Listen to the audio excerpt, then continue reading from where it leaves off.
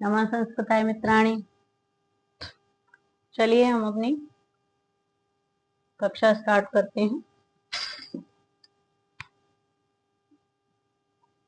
तो अभी तक हमने 9th क्लास का संस्कृत व्याकरण का जो हमारा यानी कि सिलेबस था वो पूरा हो गया है। क्या था? संस्कृत जो व्याकरण है वो, यानी कि जितना हमारे पाठ्यक्रम में निश्चित किया गया था वो हमने पूरा पढ़ लिया है। अब आज हम व्याकरण यानी कि हिंदी व्याकरण का पढ़ते हैं। क्या पढ़ते हैं? हिंदी व्याकरण का। तो काव्य सौंदर्य के तत्व, यानी कि काव्य सौंदर्य के तत्व के अंतर्गत क्या आता है? रस, छंद, अलंकार।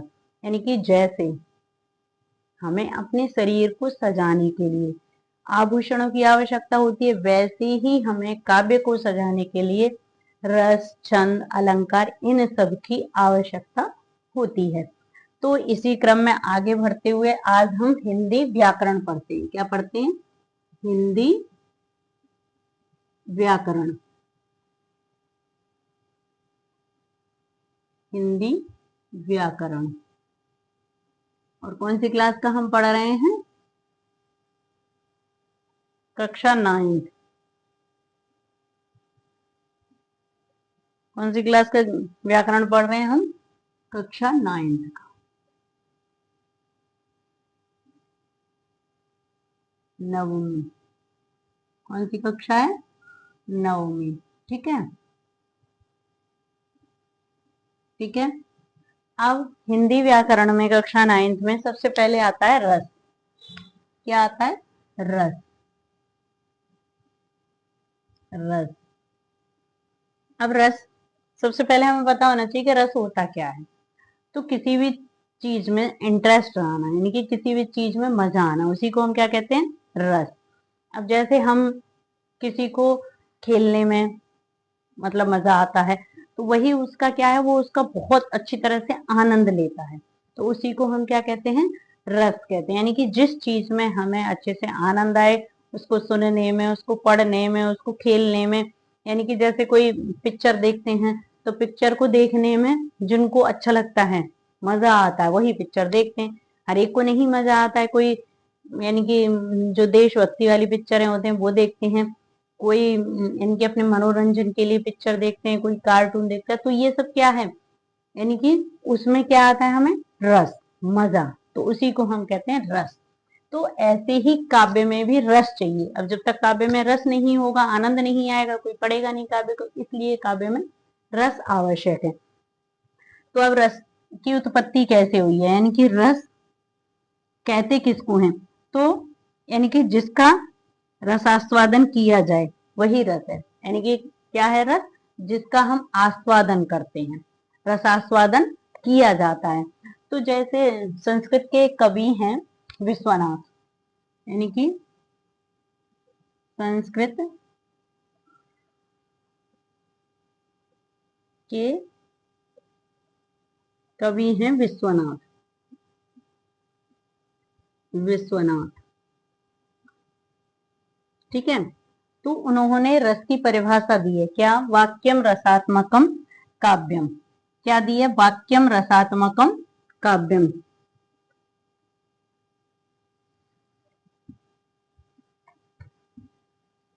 क्या दी है उन्होंने परिभाषा? वाक्यम, विश्वनाथ ने, कवि विश्वनाथ ने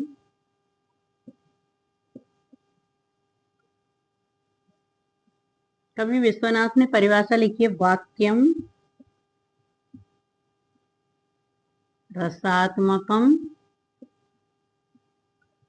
रसात्मकम काव्यम। काव्यम। तो क्या परिभाषा दी है उन्होंने? यानी कि रसात्मक, अर्थात जिस वाक्य में हमें रस आए वही क्या है? काव्य। वही क्या है? काव्य। तो आपको समझ में आया कि संस्कृत के कवि हैं, यानी कि संस्कृत के मतलब ये उसमें है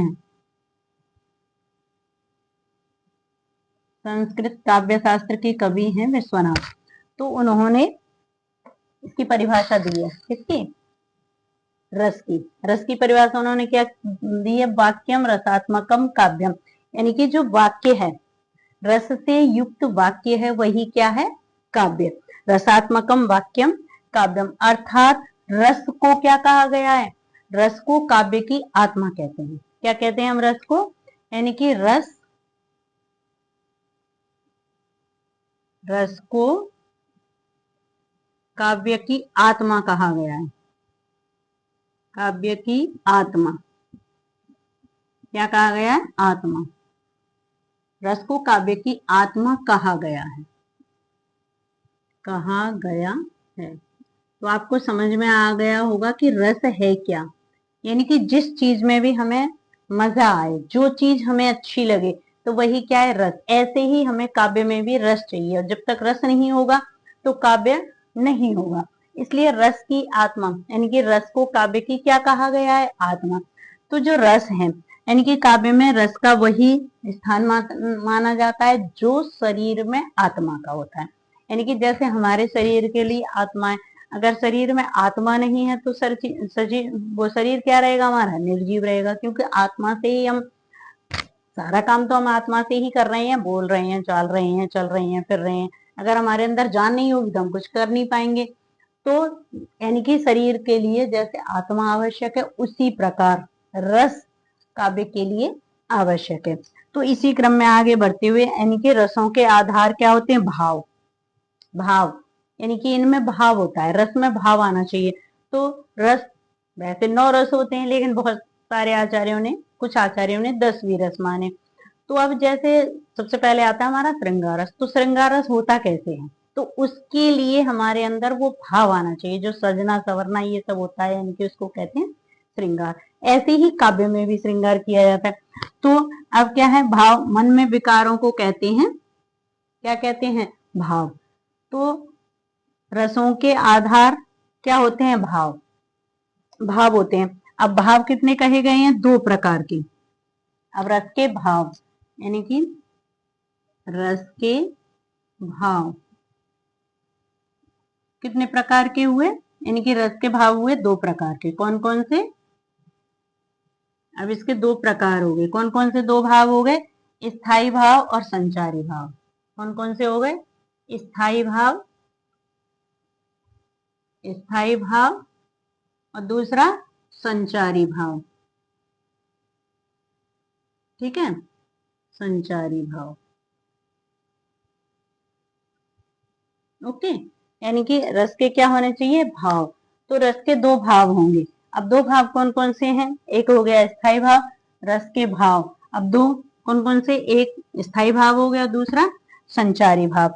अब संचारी भाव और स्थाई भाव में क्या अंतर है? अब देखो, स्थाई रूप से विद्यमान रहते हैं। जो स्थाई भाव होते हैं, स्थाई का मतलब हमेशा रहने वाला। स्थाई का मतलब क्या हुआ? हमेशा रहने वाला, यानी कि जो उसके अंदर हमेशा के लिए रहे, उसी को हम क्या कहेंगे? स्थाई भाव। आया समझ में? यानी कि रस के भाव क्या है? स्थाई भाव और संचारी भाव। अब सबसे पहले हम क्या देखते हैं? स्थाई भाव को देखते हैं। अब स्थाई भाव विद्यमान रहते हैं, उसी को हम स्थाई भाव, यानी कि मनुष्य के हृदय में स्थायी रूप से, यानी कि जैसे हमारा हृदय है मनुष्य, तो हमारे हृदय में क्या? स्थायी रूप से, यानी कि हमेशा तक। स्थायी का मतलब है जब तक हम रहें तब तक जो चीज रहती है, उसी को कहेंगे हम स्थायी भाव। और ये संचारी भाव होता है, जो भाव स्थायी भावों को अधिक पुष्ट करते हैं, यानी कि स्थायी भाव की सहायता करते हैं। परमा यानी कि वो हमेशा रहते नहीं है, लेकिन उस चीज में उसकी सहायता करते हैं, सहयोग करते हैं, उसी को कहेंगे हम, क्या कहेंगे? संचारी भाव कहा जाता है। जैसे समुद्र में लहरें उत्पन्न होती हैं और फिर समाप्त हो जाती हैं, ठीक उसी प्रकार संचारी भाव उठते हैं और समाप्त हो जाते हैं। आगे समझ, यानी कि जैसे समुद्र है, समुद्र के पानी में लहरें एकदम उठती हैं और फिर क्या? समाप्त हो जाती हैं, खत्म हो जाती। ऐसे ही जो संचारी भाव है वो हमारे अंदर आते हैं। कि कभी कभी क्या होता है, हमारे अंदर गुस्सा आ जाता है, तो एकदम गुस्सा आएगी, और फिर क्या होता है? गुस्सा आराम से ठंडी हो जाती है। ऐसे ही कभी कभी शांत मन रहता है, कभी कभी मन करता है हमारा तो बिल्कुल शांत रहो, किसी से बात मत करो, कुछ मत करो। तो वो हमारा क्या? कुछ समय के लिए, तो वही होते हैं संचारी भाव। लेकिन जो स्थायी भाव है वो हमेशा के लिए, लंबे समय के लिए रहते हैं। तो सबसे पहले हम क्या देखते हैं, अब हम सबसे पहले देखते हैं रस होते कौन से हैं, यानी कि फिर उचित समय पर स्वयं जागृत व उद्दीप्त हो जाते हैं। ये भाव मनुष्य के हृदय में, देखो क्या है, क्या जो स्थायी भाव हैं वो क्या करते हैं, यानी कि स्थायी भाव मनुष्य के हृदय में विद्यमान रहने वाले हैं। ये भाव मनुष्य के हृदय में सुप्त बने रहते हैं। सुप्त मतलब यानी कि ये मनुष्य के हृदय में सो जाते हैं, अर्थात शांत रहते हैं, इनको पता नहीं चलता है, और उचित समय पर स्वयं जागृत व उद्दीप्त हो जाते हैं। यानी कि स्थायी भाव जो है मनुष्य के अंदर क्या है, सोए रहते हैं, लेकिन जब उनको जरूरत पड़ती है, जैसे अब हम आराम से शांति से खड़े हुए हैं, लेकिन अभी कोई आ जाए, हमें गुस्सा आ जाए कि ये क्यों आ गया, तो ऐसे ही गुस्सा आ जाता है। कभी कुछ हम अनहोनी सुन लेते हैं कि कोई कहीं खत्म हो गया या किसी को एक्सीडेंट हो गया, तो क्या होता है हमारे अंदर एकदम रोना आ जाता है या दुख हो जाता है। तो वही क्या है, भाव हमारे अंदर जागृत होते हैं। तो उन्हीं को, इसको अब इनको मिलाने के लिए भी हमें चाहिए विभाव, चाहिए अनुभाव चाहिए। क्या क्या होते हैं, विभाव, अनुभाव और संचारी भाव। यानी कि ये किससे बनता है, इसके संग में हमें विभाव चाहिए, यानी कि इसमें और क्या क्या होना चाहिए, इसके अंदर विभाव चाहिए, विभाव, अनुभाव, अनुभाव और ये संचारी भाव है, विभाव, अनुभाव और संचारी भाव, संचारी भाव। यानी कि ये सब मिल करके क्या बनाते हैं, इसको बनाते हैं, किसको बनाते हैं, यानी कि स्थायी भाव को पुष्ट करते हैं ये सब। इसके बिना हम स्थायी संचारी भावों द्वारा पुष्ट होकर ही क्या बनता है, ये स्थायी भाव और स्थायी भाव के मिलने से बनता है हमारा रस। अब यहाँ पर इसको इनकी संख्या 9 होती है, कुछ विद्वान 10 मानते हैं, वो हमने आपको बताया ही था। यानी कि जो रस होते हैं वो कुछ विद्वान कितने मानते हैं, 10, लेकिन वैसे इनकी संख्या 9 होती है। तो अब हम क्या देखेंगे, यानी कि ये तो आपको समझ में आ गया होगा कि रस किसको कहते हैं। सबसे पहले तो रस, रस को यानी कि आनंद लेना, रसास्वादन करना, उसी को रस कहते हैं। और रस को क्या कहते हैं हम, काव्य की आत्मा भी रस को कहा जाता है। जैसे शरीर की आत्मा होती है, शरीर के लिए आत्मा आवश्यक है, उसी प्रकार रस यानी कि काव्य के लिए बहुत आवश्यक है। ये हमने आपको यानी कि परिभाषा बताई, किसकी है, विश्वनाथ, यानी कि कौन है, संस्कृत के कवि हैं विश्वनाथ। वाक्यम रसात्मकम काव्यम, तो ये काव्य शास्त्र का ग्रंथ है, कवि उसके ये विश्वनाथ है। इन्होंने परिभाषा दी है, वाक्यम रसात्मकम काव्य, यानी कि काव्य की आत्मा क्या है, वाक्य, वाक्य यानी कि काव्य क्या है, वाक्य की, वाक्यम रसात्मकम काव्यम, यानी कि रस युक्त जो वाक्य है वही क्या है, काव्य की आत्मा। रसात्मकम यानी कि रस से युक्त वाक्य काव्य की आत्मा है। तो हमने आपको बताया यानी कि जैसे शरीर के लिए आत्मा आवश्यक है, उसी प्रकार काव्य के लिए यानी कि उसी प्रकार काव्य के लिए क्या आवश्यक है, रस। ठीक है, यानी कि रस को काव्य की क्या कहते हैं, आत्मा। अब रस के दो भेद हो गए, यानी कि दो, फिर रस के लिए हमें क्या है, हमारे अंदर भाव जागृत करने पड़ते हैं। क्या जागृत करने पड़ते हैं, भाव, विचार। आओ फिर रस के भाव कौन कौन से होते हैं, स्थायी भाव और संचारी भाव। तो दो प्रकार के स्थायी भाव कौन कौन से होते हैं, जो हमेशा तक यानी कि हमारे शरीर में बहुत समय तक विद्यमान रहते हैं, और जो संचारी भाव है कुछ समय के लिए जागृत होते हैं। जैसे यानी कि जो समुद्र है उसकी तरंगें उठती हैं और यानी कि समाप्त हो जाती हैं, ऐसे ही हमारे अंदर भाव जागृत होते हैं। यानी कि हमें कभी रोना आ जाता है, कभी हमें हंसना आ जाता है, कभी हमें गुस्सा आ जाता है और कभी दुख आ जाता है। तो ये सब क्या है, हमारे संचारी भाव। अब जो स्थायी भाव है उसके लिए विभाव होना चाहिए, अनुभाव और ये संचारी भाव सबको मिला करके हमारे स्थायी भाव बनते हैं। ठीक है, अब रस, अभी हमने आपको बताया रस, वैसे तो यानी कि जो ज्यादातर विद्वान रसों को कितना मानते हैं, रसों की संख्या मानते हैं 9, लेकिन कुछ विद्वान रस कितने मानते हैं, 10। तो अब हम 10 रसों के नाम और उनके स्थायी भावों को देखते हैं। इतना आपको समझ में आ गया होगा। चलिए अब हम क्या देखते हैं, स्थायी भाव और रस, रस के नाम, यानी कि कौन कौन से रस होते हैं और उनके क्या क्या स्थायी भाव होते हैं। ठीक है, चलिए देखते हैं।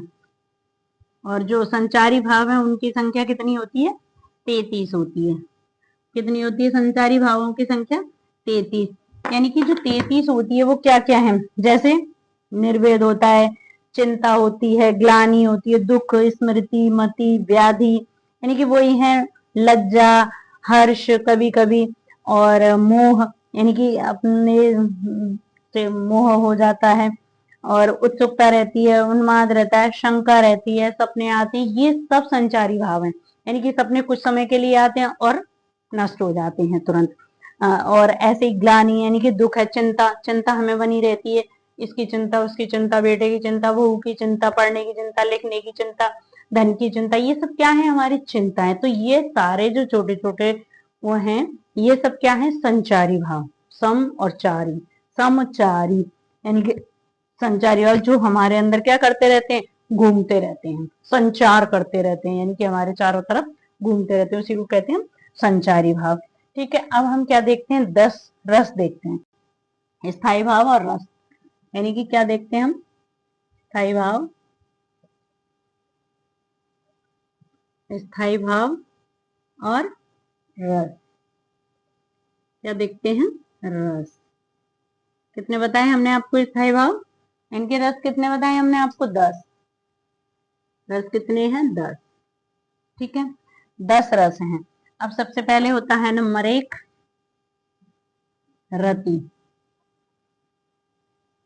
ठीक है, स्थायी भाव होता है इसका रति, और रस होता है श्रृंगार। क्या होता है हमारा रस? श्रृंगार, श्रृंगार रस। ठीक है, कौन सा रस हो गया? श्रृंगार रस। तो श्रृंगार में क्या होता है? प्रेम, यानी कि जब हम सजते संवरते हैं तो सामने वाले को क्या आता है? प्रेम। तो श्रृंगार रस का यानी कि स्थायी भाव वही है कि स्थायी भाव यानी कि वो हमेशा तक, श्रृंगार सजते रहो संवरते रहो तो वो प्रेम हमेशा तक स्थायी रहेगा। तो वही है हमारा क्या है? रति। नंबर 2 में आएगा हमारा, यानी कि पहला हमारा रस क्या हो गया? श्रृंगार रस। दूसरा हमारा है शोक। क्या है? शोक। अब यहाँ पे करुण रस, रस का नाम क्या है हमारा? करुण, यानी कि शोक, दुख होता है जब करुणा आती है। नंबर 3 में क्या है? करुण रस हो गया। फिर हो गया हमारा उत्साह। क्या? उत्साह, यानी कि वीर रस। जब किसी से, यानी कि वीर रस कब होगा हमारा? जब किसी से लड़ने झगड़ने जाते हैं, कुछ लड़ाई झगड़ा हो जाता है तो क्या होता है? वीर रस। तो उसमें क्या आता है? यानी कि कहीं लड़ाई हो रही है, अभी लड़ने के लिए जा रहे तो कितने जोश आएगा, चलो चलो चलो चलो लड़ाई झगड़ा करने। तो वही हो गया हमारा वीर। वीर में क्या रहता है? उत्साह। तो वही है कि स्थायी भाव वो होते हैं जो हमें रस को पुष्ट करते हैं, यानी कि हमारे अंदर अगर उत्साह नहीं होगा तो वो वीर नहीं बनेंगे। जैसे सैनिक वगैरह लड़ने के लिए जाते हैं तो उनके अंदर उत्साह, तभी तो वो जा रहे हैं कि हम सैनिक बनेंगे। हर एक कोई थोड़ी फौज में लड़ने के लिए, अब वो सैनिक बनने के लिए जाता है। तो वीर रस। उसके बाद अद्भुत, आश्चर्य। क्या है? आश्चर्य होता है ना, कोई अचानक चीज आता है उसको देख करके, तो अद्भुत, अद्भुत। ठीक है, अद्भुत। उसके बाद है आपका शांत, निर्वेद। क्या है? निर्वेद, निर्वेद। निर्वेद का रस होता है शांत, यानी कि निर्वेद का मतलब है शांति से किसी की प्रार्थना करना, उसमें शांत रहना। निर्वेद। निर्वेद के बाद है हमारा, यानी कि क्रोध, रौद्र रस। क्या है? रौद्र, यानी कि रौद्र रूप हो जाता है, किसी से लड़ाई झगड़ा होता है ना, जब शिव जी जैसा रौद्र रूप कर लेते हैं तो उसी को कहते हैं हम रौद्र रस। तो उसमें क्या आ जाता है? हमें गुस्सा आती है। ठीक है, और उसके बाद है हमारा भय। भय, यानी कि डर लगता है तो हमें क्या होता है? कोई भयानक चीज आ जाए, यानी कि कोई डरपोक, तो उसमें क्या होता है? हमारे अंदर डर उत्पन्न हो जाता है, उसी को कहते हैं भय। उसका रस है भयानक। फिर नंबर 8 पे है हमारा, क्या है? जुगुप्सा। जुगुप्सा, विभत्स, यानी कि किसी चीज को देख करके हमारे मन में ग्लानि उत्पन्न होना। जैसे विभत्स का मतलब होता है जैसे कहीं पर कोई पशु वगैरह मर जाते हैं ना, पशु मर गए और फिर वहां पर वो कौवे कुत्ते वो सब आ करके उसको खाते हैं, उसके नोच नोच के, तो हमारा ऐसा मन हो जाता है कि बहुत ग्लानि हो रही है, उसमें कीड़े वीड़े पड़ गए, तो उसी को कहते हैं हम बीभत्स। यानी कि फिर वहां पे क्या होती है हमें ग्लानि, तो उसी को कहते हैं हम जुगुप्सा। 8। अब नंबर 9वां रस है हमारा। 9वां रस हमारा कौन सा है?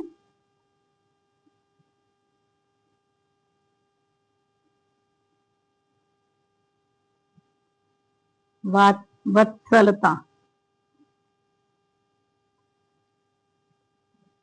वात्सल्य यानी कि वत्सलता, वत्सलता। तो वत्सलता से हमारा है वत्सल, वत्सल रस। ठीक है। और हमारा 10वां है। 10वां रस हमारा कौन सा है? यानी कि देव,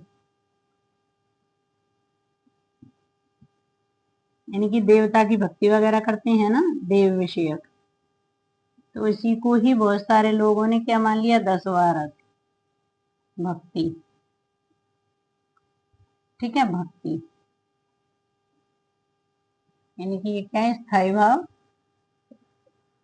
ये है हमारे स्थायी भाव और ये है हमारे क्या है? रस। ठीक है। अब देखिए, आपको समझ में आ गए होंगे। यानी कि स्थायी भाव क्या है? जो हमारे हृदय में हमेशा के लिए बने रहते हैं, उसी को हम क्या कहते हैं? स्थायी भाव कहते हैं। तो स्थायी भाव आपको समझ में आ गए होंगे। यानी कि रति, रति का स्थायी भाव क्या है? रति, रति है स्थायी भाव और रस क्या है? श्रृंगार। उसके बाद शोक, शोक स्थायी भाव है किसका? करुण का। फिर उसके बाद हमारा क्या है? उत्साह, उत्साह का क्या है? हमारा वीर रस। आश्चर्य, अद्भुत। फिर क्या है? निर्वेद, निर्वेद का क्या है? हमारा शांत। क्रोध, क्रोध का क्या है? हमारा रौद्र। और भय का क्या है? हमारा भयानक। जुगुप्सा का क्या है? बीभत्स रस। उसके बाद वत्सलता, वत्सल, देव विषयक यानी कि भक्ति। तो ये हमारे क्या है? 10 रस हैं। क्या है? हमारे 10 रस हैं। और संचारी भाव हमने आपको बताए ही थे, यानी कि कुछ 2-4 हम संचारी भाव यहाँ पर लिख देते हैं। संचारी भावों की संख्या कितनी है? 33 हमने आपको बताई। यानी कि ज्यादा 9th क्लास और 10th क्लास के ये सभी स्टूडेंट के लिए इतना ज्यादा कोई देखने वाली वो नहीं है, तो उसमें यानी कि थोड़ा कम ही ग्रामर होती है, तो इसलिए बस इतना आपको याद रखना है कि संचारी भाव होते कितने हैं। कितने होते हैं संचारी भाव? 33। यानी कि संचारी भावों की संख्या कितनी है? संचारी भावों की संख्या है 33। संचारी भाव की संख्या कितनी है? संख्या 33। 33। जो हायर क्लासेज होती हैं यानी कि बड़ी क्लासेस, उनमें सारे यानी कि विस्तृत में हमें जानकारी प्राप्त होती करनी चाहिए, इनकी करनी पड़ती है। लेकिन जो 9th क्लास का सिलेबस है उसमें तो बस आपको यानी कि थोड़ा थोड़ा सा पता होना चाहिए कि ये रस इनके स्थायी भाव क्या है, संचारी भाव क्या है। अब इनमें 2-4 संचारी भाव आप देख लीजिए। जैसे क्या है? ग्लानि, ग्लानि, चिंता, हर्ष, आवेग। ठीक है, आवेग, स्वप्न, स्वप्न, जड़ता, स्वप्न, जड़ता, और क्या है? मोह, मोह आदि। ठीक है। बाकी आपकी बुक में दे रखे हैं सारे संचारी भावों की संख्या, तो आपको केवल इतना ही याद रखना है। और ये छोटी छोटी जो चीजें होती है जो हमारे अंदर कुछ समय के लिए आवेग उत्पन्न करती हैं, यानी कि कुछ समय के लिए क्या करती हैं? हमारे दुख, दुख होता है किसी चीज से, तो क्या दुख, ये सारी चीजें हमारी किस में आएंगी? दुख। ये सब आएंगे हमारी संचारी भाव में। ठीक है, तो संचारी भावों की संख्या आपको पता चल गई है। आज रस हमने बताई दिए। तो रस होता क्या है? रसास्वादन करना, यानी कि रस का आस्वादन करना, किसी भी चीज में हमें इंटरेस्ट आना, उसी को हम क्या कहते हैं? रस। तो रस आपको पता ही चल गया होगा रस क्या है। अब कल आपके यानी कि रस कौन कौन से हैं आपके सिलेबस में? तो जो 9th क्लास का सिलेबस है उसमें केवल 2 ही रस हैं। कौन कौन से हैं? श्रृंगार रस और वीर रस। तो कल हम श्रृंगार रस और वीर रस को पढ़ेंगे विस्तृत में। आज हमें इतना ही, यानी कि स्टार्टिंग का हमने जो सब हमारा सिलेबस है वो हमने उसके अनुसार अकॉर्डिंग हम पढ़ा रहे हैं। जो 9th क्लास का जितना सिलेबस है, यानी कि व्याकरण, व्याकरण क्या पढ़ा रहे हैं हम? व्याकरण, व्याकरण। अभी हमने क्या पढ़ी? संस्कृत व्याकरण पढ़ चुके हम। हमारी पूरी वीडियोस, यानी कि आप सब्सक्राइब कर लीजिए तो हमारी सारी वीडियोस आपको संस्कृत का सिलेबस जितना भी है 9th क्लास का उसकी प्राप्त हो जाएंगी। अब 9th क्लास का ही आज से हम अपना हिंदी व्याकरण का सिलेबस स्टार्ट कर रहे हैं, यानी कि पाठ्यक्रम जो है हिंदी का पाठ्यक्रम, तो हिंदी व्याकरण का। तो आज हमने इतना उसमें पढ़ लिया है, यानी कि रसों के बारे में आज हमने जानकारी प्राप्त करी। कल हम यानी कि श्रृंगार रस किसको कहते हैं और वीर रस 9th क्लास में, यानी कि 9वीं क्लास में केवल 2 ही रस आएंगे, तो श्रृंगार और कौन सा आएगा? एक वीर। तो श्रृंगार रस क्या है, वीर रस क्या है, उसका उसकी परिभाषा, उसका उदाहरण, वो सब हम कल जानकारी प्राप्त करेंगे। और बाकी इसी तरह के हमारे वीडियोस आप देखते रहिए, हमारे चैनल को लाइक एंड शेयर करते रहिए। और एक और धार्मिक चीज, उसके लिए हमारा चैनल है वायरल फैक्ट 303, तो उसको भी आप सब्सक्राइब कर लीजिए। उस पर आप धार्मिक जानकारी प्राप्त कर सकते हैं। और हमारे वीडियोस को आप लाइक करिए, शेयर करिए, हमारा बढ़ावा करिए, हमें बढ़ावा दीजिए। और यदि आपको कोई भी इसमें जानकारी चाहिए एक्स्ट्रा इससे, तो आप कमेंट बॉक्स में कमेंट करके हमें अवश्य सूचित करें। और आप ये भी बताएं कि आप ये वीडियो कहाँ से देख रहे हैं, आपको हमारे वीडियोस कैसे लगते हैं। इसी प्रकार के वीडियोस प्राप्त करने के लिए आप हमारे चैनल को सब्सक्राइब करें। धन्यवाद।